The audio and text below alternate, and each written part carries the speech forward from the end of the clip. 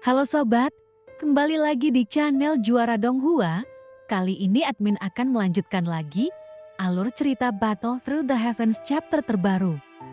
Oke, tanpa berlama-lama langsung saja kita gas ke alurnya. Saat ini, mata Mengshin pun menunjukkan kepanikan. Lalu dia segera mengulurkan tangan dan mengeluarkan tombak pemecah bencana yang menembus perutnya. Namun, pada saat dia ingin melakukan hal tersebut, guntur Haotian pun tercurah dan menyapu tubuhnya. Kemudian hal ini menyebabkan tubuh Mengshin meledak dan berhamburan ke segala arah. Darahnya pun mengalir keluar dari Void God Armor.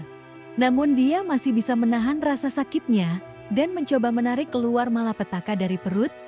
Dengan terhuyung-huyung, dia menstabilkan tubuhnya, lalu matanya tertuju pada Xiaoyan yang tidak jauh dari sana. Kalian yang tak tersentuh, beraninya kamu menyakitiku, Mengshin berkata sambil menyatukan jari-jarinya. Saat ini, pedang pengejar jiwa Void telah tergantung di depannya, dan dengan wajah penuh amarah, ia mengarahkan jarinya ke arah Xiaoyan di udara. Ia pun berkata, penggal kepalanya, dan Mengshin pun terlihat sangat marah. Kemudian saat ini, dia memandangi Xiaoyan, tetapi dia tidak menyangka dia akan terluka seperti ini. Menurut pendapatnya, itu hanyalah sampah yang bisa dimusnahkan dengan satu pedang. Namun ternyata saat ini, pedang pengejar jiwa Void meledak dengan semburan suara pedang. Saat pedang itu tersapu, ada kabut putih besar di balik bilah pedang. Jika diperhatikan baik-baik, ini dibentuk oleh jiwa-jiwa mati yang tak terhitung jumlahnya. Dan pada saat yang sama, suara pedang terdengar seperti jeritan jiwa melengking yang tak terhitung jumlahnya. Mengshin berkata, pedang pengejar jiwaku itu terbuat dari pengorbanan ribuan jiwa dan kebencian, lalu menggunakan jiwa Shenxi untuk membunuh kalian orang Shenxi. Kemudian Mengshin pun mengangkat jarinya, dan itu untuk mengendalikan pedang pengejar jiwa penghancur kehampaan di udara. Pedang Qi Zongheng pun nampak seperti gelombang laut, lalu jiwa kebencian yang tak terhitung jumlahnya memadat dalam energi pedang yang ditebas. Dia memamerkan jige dan cakarnya dan berjalan menuju Xiaoyan. Akhirnya, pedang Qi berubah menjadi kenyataan dan kekuatannya berasal dari ribuan keluhan. Jiwa yang tidak bersalah berteriak. Tetapi apa yang didengar Xiaoyan di telinganya adalah ratapan jiwa yang tidak bersalah, seolah merindukan penyelamatan Xiaoyan. Kini, Xiaoyan pun memandang Kuil Chu dan ada ratusan kali lebih banyak jiwa tak berdosa. Melihat adegan itu, kelima jarinya telah mengepal, karena jika itu berada di antara dunia Shenxi, pasti pertarungan apapun yang terjadi, bahkan jika itu adalah seorang kultivator iblis, itu tidak akan membuat Xiaoyan begitu membencinya. Tapi mereka adalah orang luar, dan dia adalah penyusup, jadi semuanya berbeda.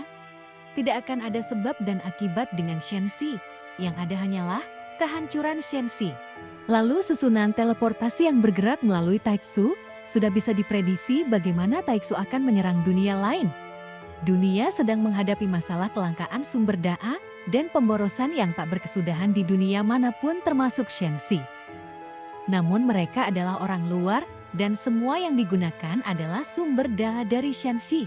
Kemudian saat ini, Xiaoyan pun mengeluarkan 8 penguasa Xuanzong kehancuran.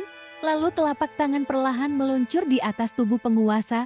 Xiaoyan berkata, Ding mau bantu aku, jika kita menggunakan kekuatan 8 penguasa Xuanzong yang sunyi saja, Xiaoyan bisa merasakan bahwa pedang pengejar jiwa penghancur kekosongan milik Mengshin tidak sebanding dengan yang ada di Kuil Chu, karena pedang ini sudah mengandung kekuatan aturan.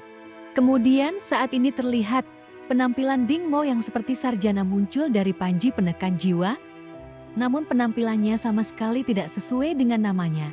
Dan Ding Mo pun tidak banyak bicara saat ini, lalu dengan satu gerakan tubuhnya, dia tenggelam dalam 8 penguasa Xuanzong yang sunyi. Integrasinya tidak menyebabkan perubahan nyata pada penguasa Bahuang Xuanzong, namun penguasa berat yang dipegang di tangan Xiaoyan langsung mengeluarkan tekanan yang mengejutkan. Penguasa Bahuang Xuanzong telah mengikuti Xiaoyan dalam pertempuran yang tak terhitung jumlahnya, dan telah membunuh musuh yang tak terhitung jumlahnya. Artinya itu sendiri sudah bersifat spiritual. Namun hanya saja spiritualitas ini juga terbagi dalam beberapa tingkatan dan belum cukup kuat. Tetapi Ding Mo tampaknya telah menghidupkan kembali penguasa Bahwang Xuanzong dan mengeluarkan kekuatan aslinya, Yan Qiu Kai. Kemudian bayangan Xiaoyan pun meraung. Akhirnya kini muncullah 3 kaki, 1 kaki laut tertawa, 1 kaki angin dan guntur mati. Dan ternyata inilah kekuatan sebenarnya dari Yan Qiu Kai. 3 kaki yang dihadirkan oleh Xiaoyan memiliki perasaan yang benar-benar berbeda dari sebelumnya. Dan dari dalam jarak 3 kaki itu, Xiaoyan merasakan konsepsi artistik yang sebenarnya. Xiaoyan pun membiarkan 3 kaki yang melesat keluar memiliki kekuatan aturan. Kekuatan 3 kaki inilah yang seharusnya dimiliki oleh penguasa Yan Qiu, dan apa yang digunakan Xiaoyan sebelumnya hanyalah sebuah wujud. Lalu bayangan pedang dari bayangan penguasa dan pedang pengejar jiwa yang hampa bertabrakan. Lalu nampak keduanya seperti air dan api, dan tabrakan serta pencairan itu semua mengandung aturannya masing-masing, dan 3 bayangan Kai Xiaoyan pun ternyata juga tidak lemah. Itu kemudian juga memancarkan kekuatan yang sangat kuat. Lalu Meng Xian yang melihat bahwa Xiaoyan benar-benar melanjutkan serangan pedangnya, ia pun tiba-tiba mengerutkan kening. Kemudian 2 jarinya mengembun, dan nampak pedang pengejar jiwa Vo tiba-tiba mengeluarkan jeritan yang lebih melengking. Aku telah terbakar untuk mengejar jiwa itu, maka sekarang gunakan pedang terkuatmu. Kata-katanya pun jatuh. Lalu Meng Xian mengangkat jarinya, dan pedang pengejar jiwa kekosongan menebas Xiaoyan dari udara lagi. Pedang ini ternyata lebih kuat, karena awalnya tidak begitu kuat. Pedang itu berisi jiwa-jiwa kematian yang tidak adil yang tak terhitung jumlahnya, dan kebencian mereka berkumpul, maka itu sebabnya itu berubah menjadi kekuatan yang sangat kuat. Jiwa tak berdosa yang tak terhitung jumlahnya itu semua berasal dari Shenxi. Dan seperti yang dikatakan Meng Xian, ia menggunakan jiwa Shenxi untuk membunuh penduduk Shenxi. Namun selain kekuatannya, yang juga terputus adalah pola pikir Xiaoyan. Karena selama pertempuran, Xiaoyan tampaknya memiliki ilusi untuk menghapus jiwa Shenxi. Ia membiarkan Xiaoyan merasakan beban, dan Meng Xian tahu persis hal ini. Karena selama itu bisa mengganggu pikiran Xiaoyan, kekuatannya bahkan lebih kuat dari pedang tebas. Meng Xian berkata, "Aku ingin menggunakan ini untuk mengacaukan hatimu, karena Anda telah meremehkan saya. Jadi terlalu sia-sia untuk cepat melenyapkanmu." Xiaoyan pun menjawab, "Jiwa-jiwa tak berdosa ini adalah pejuangku dari Shenxi." Kemudian telapak tangan Xiaoyan tiba-tiba menekan 8 penguasa Xuanzong yang sunyi. Lalu api 3 warna dengan gila-gilaan dituangkan ke dalam 8 penguasa Xuanzong yang sunyi. Dan nampaknya, kekuatan keabadian tampaknya telah sepenuhnya mengaktifkan jantung api. Heart Affair termasuk dalam aturan, namun itu tidak bisa digunakan sebelumnya. Tetapi sekarang muncul lagi dan dapat menampilkan sebagian dari kekuatan mereka yang sebenarnya. Tetapi hanya Xiaoyan yang benar-benar dapat mencapai keabadian Tuhan, dan hanya dengan begitu kita dapat lebih memanfaatkan kekuatan aturan hati api. Sekarang kekuatan Heart of Flame tidak lagi sekuat dewa pertarungan Xiaoyan, dan kekuatannya jauh lebih kuat. Kekuatan api telah menjalari kehidupan Xiaoyan, dan ini adalah salah satu caranya.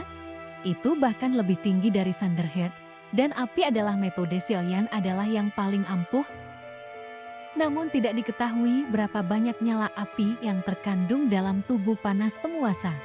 Dan saat ini, seluruh tubuh menjadi semakin mempesona, seolah-olah ketiadaan pun terbakar.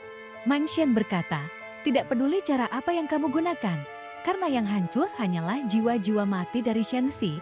Jika Anda ingin melawanku, maka berapa banyak jiwa yang mati yang diperlukan untuk menghancurkan Shenxi? Sebagai generasi Shenxi, apakah Anda benar-benar ingin melakukannya?"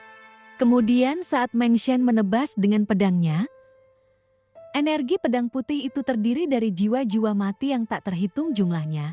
Terlihat jiwa-jiwa mati mengintip keluar dari sana, dan tampaknya mereka sangat kesakitan, berjuang dan mengeluarkan suara gemuruh. Saat ini, mata Xiaoyan pun terlihat dingin karena melihat energi pedang menyapu. Itu benar-benar membuatnya ragu sejenak. Namun sudut mulut Meng Xian terus terangkat, dan inilah yang ingin dia capai. Lalu seteguk darah muncrat dari sudut mulut Xiaoyan. Karena kejutan jiwa, dia pun menggigit ujung lidahnya. Xiaoyan pun merasa hatinya benar-benar terguncang sekarang.